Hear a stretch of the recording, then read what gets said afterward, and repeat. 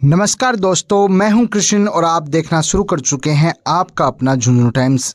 चलिए शुरू करते हैं झुंझुनू जिले की फटाफट खबरें फटाफट अंदाज में। पहली खबर पिलानी से है, जहां नाबालिग बच्ची के साथ दुष्कर्म करने के फरार आरोपी पवन कुमार को दस्तयाब कर मात्र 48 घंटे में गिरफ्तार कर लिया गया है। नाबालिग बच्ची ने उपस्थित थाना होकर रिपोर्ट दी। आरोपी ने घर पर मौका देखकर पीड़िता के साथ दुष्कर्म कर उसकी लज्जा भंग कर दी, जिस पर थानाधिकारी ने अभियोग दर्ज कर जांच शुरू की। प्रकरण में नाबालिग बच्ची से संबंधित होने के कारण प्रकरण में त्वरित अनुसंधान यानी जांच की गई। नाबालिग बच्ची से अनुसंधान और साक्ष्य संकलन कर प्रकरण में आरोपी पवन कुमार को गठित टीम ने तलाश कर मात्र 48 घंटों में दस्तयाब कर गिरफ्तार किया। आरोपी को न्यायालय में पेश किया गया, जहां न्यायिक अभिरक्षा में भेज दिया गया है। बिसाऊ में बाजार में 3 साल की बच्ची खुले नाले में गिर गई। बच्ची अपनी मां के साथ बाजार आई हुई थी। अचानक फिसलकर नाले में गिरने पर मौके पर मौजूद दुकानदारों और मां ने तुरंत बच्ची को बाहर निकाला, नहीं तो उसकी जान जा सकती थी। जान को खतरा था। करीब 3 फीट गहरे नाले में गिरने से बच्ची के सिर और गर्दन पर चोटें आईं। बच्ची सहम गई। नगरपालिका प्रशासन को सूचना दी गई। पालिका कर्मचारी मौके पर भी पहुंचे। पूर्व अध्यक्ष हारून खत्री ने लापरवाही पर नाराजगी जताई है। दुकानदारों और ग्रामीणों में पालिका के खिलाफ आक्रोश फैल गया है।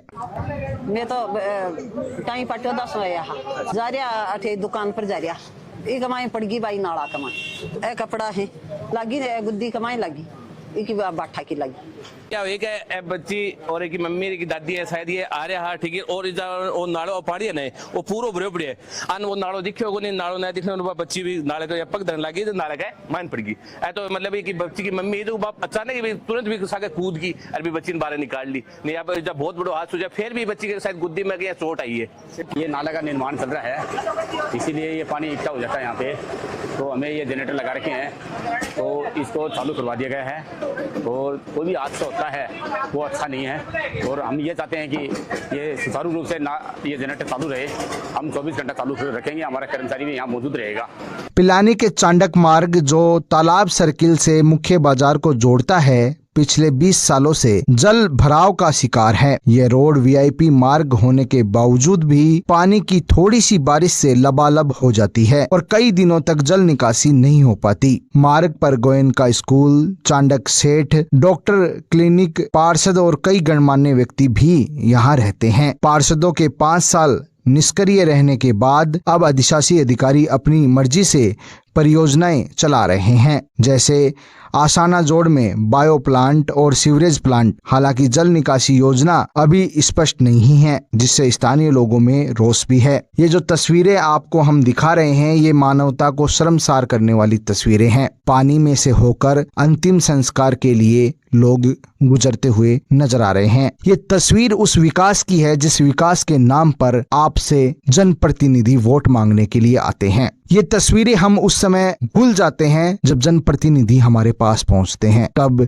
झूठे वादे और झूठी बातों में आकर हम अपना अमूल्य वोट उनको दे देते हैं। इसके बाद शुरू होता है ऐसी तस्वीरों के आने का सिलसिला, जहां अंतिम यात्रा तक लोग अच्छे से नहीं जा सकते हैं। गंदगी से, गंदे पानी में से होकर उनको गुजरना पड़ता है। सवाल उस सिस्टम से भी है कि आखिर सिस्टम अपनी जिम्मेदारी कब समझेगा। ये तस्वीरें उनके आंखों के सामने भी आएंगी क्या? इसके बाद भी क्या प्रशासन इस पर कोई संज्ञान लेगा? ये देखने वाली बात होगी। प्रदेश की राजधानी जयपुर में मानसरोवर में 6 सितंबर को होने वाले Parshuram Gyanpeeth centre for excellence and research Bhawan के भव्य लोकार्पण को लेकर सूरजगढ़ ब्लॉक के विप्र समाज ने भी उत्साहपूर्ण तैयारियां शुरू कर दी हैं। ब्राह्मण सभा भवन में अध्यक्ष विनोद शर्मा गुरुजी की अध्यक्षता में बैठक आयोजित की गई, जिसमें भवन लोकार्पण कार्यक्रम में जाने के लिए सदस्यों और युवाओं को जिम्मेदारी सौंपी गई है। लोकार्पण कार्यक्रम में प्रदेश के मुखिया सीएम भजनलाल शर्मा मुख्य अतिथि होंगे। सूरजगढ़ ब्लॉक से भी बड़ी संख्या में विप्र बंधु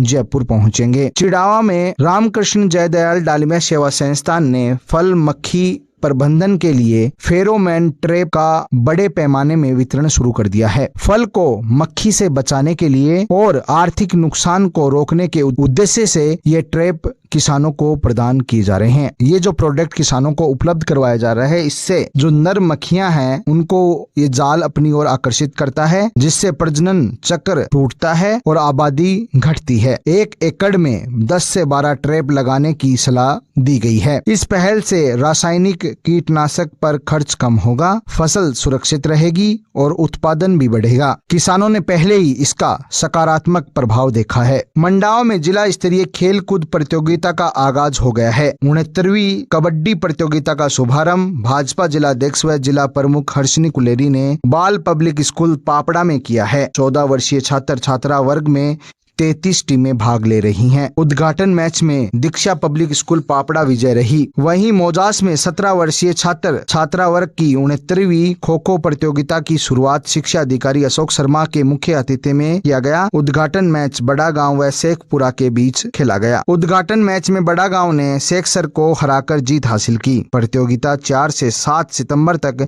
आयोजित की जाएगी। दिवंगत जेपी बाबल की 28वीं पुण्य तिथि पर अंबेडकर भवन में भव्य रक्तदान शिविर का आयोजन किया गया, जिसमें 225 यूनिट रक्त संग्रहित की गई। ये कार्यक्रम न केवल सामाजिक सेवा का प्रतीक बना, बल्कि छात्र हितों के लिए जेपी बाबल के संघर्ष को याद करने का अवसर भी बना। शिविर का उद्घाटन कांग्रेस जिला अध्यक्ष व नवलगढ़ प्रधान दिनेश सुंडा ने किया। झुंझुनू सांसद ने झुंझुनू रेलवे विकास बैठक में मांगे रखी। जयपुर में उत्तर पश्चिमी रेलवे के महाप्रबंधक और अधिकारियों के साथ सांसदों की मंडलीय समिति की बैठक हुई। बैठक में झुंझुनू और शेखावाटी अंचल की रेलवे आवश्यकताओं पर चर्चा हुई। सांसद ने अरावली एक्सप्रेस का रामगढ़ शेखावाटी ठहराव, ट्रेन नंबर 14713, 14714 का नियमित संचालन, स्टेट हाईवे 8 पर क्रॉसिंग, 265 पर ROB निर्माण, नई रेल लाइनों का निर्माण, चिड़ावा स्टेशन पर आरक्षण, सुपरवाइजर की पोस्ट निरस्त न करने की मांग की गई है। लंबी दूरी की विशेष ट्रेनों, अंडरपास और वंदे भारत के ठहराव के लिए भी सुझाव दिए गए हैं। अधिकारियों से शीघ्र कार्रवाई की अपील भी की गई है। कस्बे में जल झूलनी एकादशी पर धार्मिक माहौल देखने को मिला। 400 वर्ष पुराने प्राचीन स्वामी रूपदास मंदिर में महंत क्रांतिदास महाराज के सानिध्य में ठाकुर जी महाराज की पालकी यात्रा निकाली गई। महिलाएं भी अपने घरों से लड्डू गोपाल की प्रतिमाएं लेकर यात्रा में शामिल हुई। यात्रा स्वामी रूपदास मंदिर से शुरू होकर मुख्य बाजार, स्टेशन रोड, अनाज मंडी होते हुए बाबा सादीनाथ आश्रम स्थित तालाब पर पहुंची, जहां ठाकुर जी का स्नान और विशेष पूजा का आयोजन किया गया। दिल्ली से आए कलाकारों ने शिव परिवार, राधा कृष्ण, हनुमान झांकियों की प्रस्तुति देकर श्रद्धालुओं को मंत्र मुग्ध कर दिया। चिड़ावा पुलिस थाना टीम व AGTF चिड़ावा की संयुक्त कार्रवाई में बड़ी वारदात की फिराक में जुटे युवकों पर शिकंजा कसा गया है। पुलिस ने मौके से 3 संदिग्ध वाहन जब्त किए हैं। 19 वर्षीय हेमंत पुत्र चौथमल निवासी चिड़ावा को गिरफ्तार किया गया है, जबकि उसके अन्य साथी फरार हो गए। टीम को सूचना मिली थी कि शोपुरा में पूर्व सरपंच शंकर लाल के घर के आसपास कुछ युवक वारदात की योजना बना रहे हैं। मौके पर दबिश देने पर कई युवक भाग गए। पकड़े गए युवक ने जमीन पर कब्जे की तैयारी की बात कबूली है। फरार युवकों की पहचान कर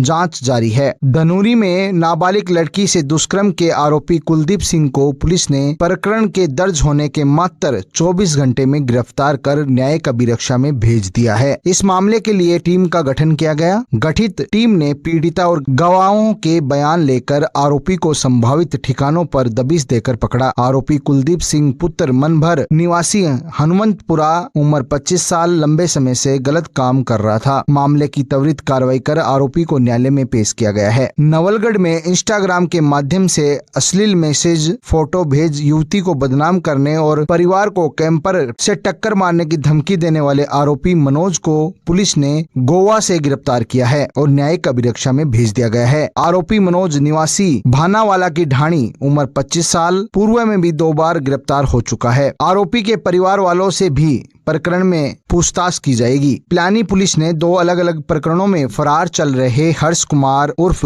सिमी को गिरफ्तार कर लिया है और न्यायालय में पेश किया गया है। आरोपी पुत्र पुत्र राजेंद्र कुमार 22 साल उम्र, निवासी वार्ड नंबर 19 पिलानी 2 प्रकरणों में वांछित था। थाना अधिकारी रणजीत सिंह सेवदा की अगुवाई में गठित टीम ने विशेष अभियान चलाकर आरोपी को दबोचा है। गिरफ्तार वारंटी को माननीय SC/ST न्यायालय झुंझुनू में पेश किया गया है।